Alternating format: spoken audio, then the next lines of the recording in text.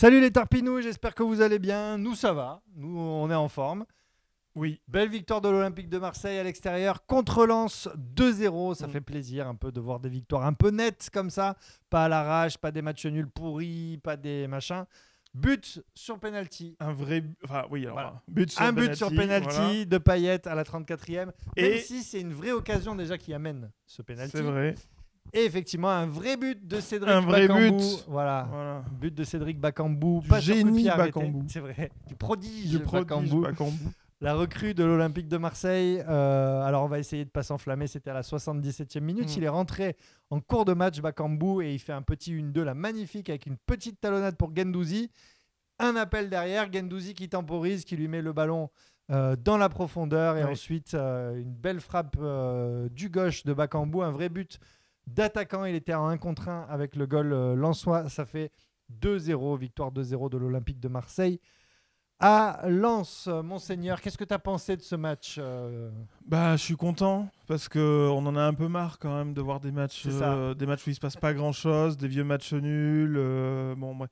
Là, déjà, on est content d'avoir vu un vrai but et d'avoir vu un match plaisant parce que tu vois, ça partait mal quand même. Hein, le début de match, on commençait à s'emmerder un peu. Effectivement, sec, on avait recommencé un petit peu les travers marseillais de la possession stérile. Oui, et puis nous, on avait recommencé nos travers à parler d'autre chose que du match. Ça. Voilà. Et d'un coup, le match nous a rappelé à lui. Et du coup, j'ai trouvé ça plaisant. Voilà. C'est vrai. Donc oui, un match plaisant et intéressant. Voilà. Ouais, alors pour moi, ça me suffit. Voilà. Une stratégie sampaolienne avec effectivement un peu le jeu habituel qui mène jusqu'à cette action de Guendouzi qui se fait faucher dans la surface. Oui. 1-0 pour l'OM. À partir de là, finalement, l'Olympique de Marseille a laissé le ballon un peu aux Lensois. Donc on a eu un peu peur, hein, notamment en fin de première mi-temps. Il y a eu 2-3 occasions un peu chaudes pour Lens. Et puis voilà, finalement, les Marseillais qui n'ont pas paniqué, qui ont bien joué leur va-tout. Donc voilà, stratégie gagnante pour Sampaoli. Monseigneur, selon toi, ce serait qui du côté de l'Olympique de Marseille le pébron du match? Le pébron du match, franchement, tu sais pas. Franchement, je sais pas qui mettre en pébron. Qui s'est vautré, c'est difficile, quoi. Dans ceux qu'on n'a pas trop vus, moi je trouve que comme d'hab, alors Luis Enrique, il n'a pas été nul, mais on l'a, voilà, on était en droit d'attendre encore un peu plus de ce joueur. Pareil, Gerson, il a fait quelques trucs intéressants, quelques récupérations.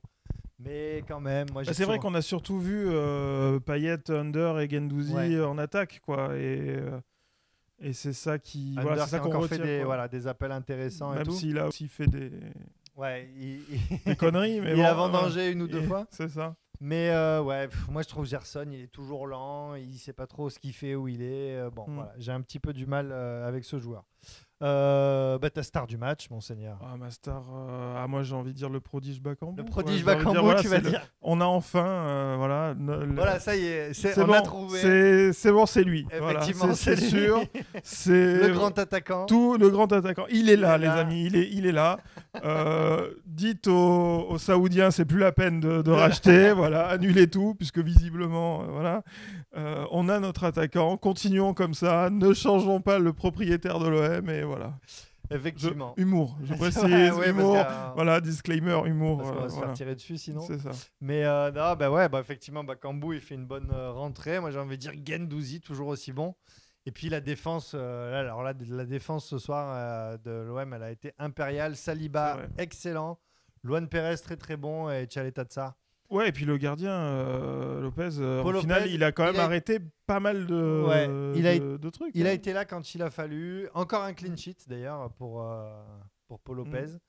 Voilà, qui finalement s'impose définitivement un petit peu dans cette cage et au détriment de Steve Mandanda. C'est peut-être le moment de... oui, ça va être le moment de passer la main pour Steve. Voilà, je crois. Alors peut-être, je crois qu'il l'a compris un peu cher. Ouais, alors peut-être ça a peut-être été fait... De manière pas très classe. Je sais pas, je suis pas dans les arcanes de l'OM, mais bon. En tout cas, il fait encore un bon match ce soir pour Lopez, donc voilà. On va passer au classement. Le classement, Paris premier, voilà. Ah bon ça, c'est Ah merde. C'est acté, de toute façon, même quand ils perdent, ils gagnent. Donc, bon, voilà, c'est un truc à part. Voilà, en fait, il faudrait commencer. En fait, on est premier finalement. C'est ça finalement, c'est un peu ça. On va oublier le PSG. Ça sert on à est rien. premier avec 40 points. Ils sont dans leur monde.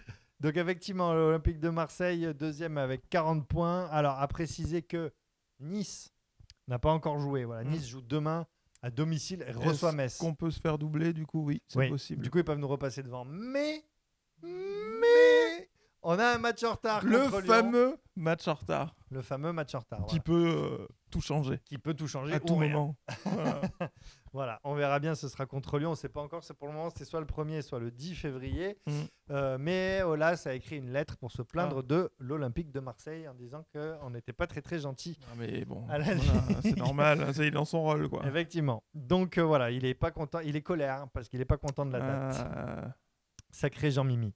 Pourquoi on ne lui a pas demandé la date finalement? Pourquoi ils ne lui ont pas demandé directement? Mais c'est vrai, parce qu'en fait, il avait l'habitude que ce soit lui qui décide les dates de tout. Et puis là, on lui a dit, bah non, frérot, là, il faut qu'on se démerde. Il faut qu'on fasse les trucs. Merde. Et comme lui, ça l'arrange pas, enfin bon, bref. Voilà. Ça l'arrange pas parce qu'il a Paqueta et Aouar qui sont pas dispo à cette date-là. Enfin bon, bref. Bon, s'en fout.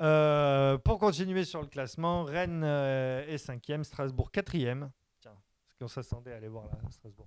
Non? Ben voilà, ils sont là. C'est pas mal. Monaco 6e, Lens, notre adversaire du soir, du coup 7e, ne progresse pas. Lille qui s'est fait taper par Brest 8e. Voilà, les Lyonnais, peut-être du coup notre prochain adversaire si on rattrape le match. 10e avec 31 points, on a quand même 9 points d'avance sur les Lyonnais. Et on va aller direct au fond avec, c'est quand même un trio de tête assez étrange. Lorient 18e, ça à la limite... Pourquoi pas, mais alors Bordeaux 19e et Saint-Etienne 20e. Surtout Saint-Etienne, quoi. Mais Saint-Etienne, ça m'a l'air signé, quoi.